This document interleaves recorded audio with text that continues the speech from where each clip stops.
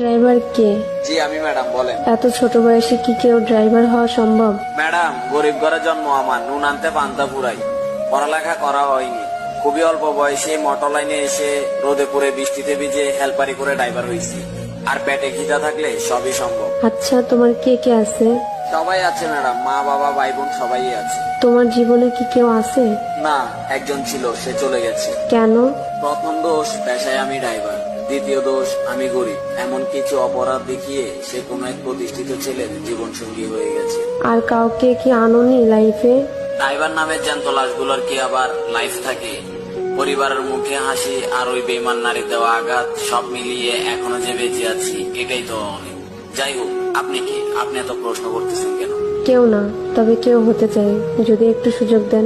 ড্রাইভারদের কষ্টের কথা শুনে হয়তো বা মায়া লাগতে পারে, কিন্তু কেউ কখনো তাদেরকে মন থেকে ভালোবাসতে পারে না। আমি বাসবো।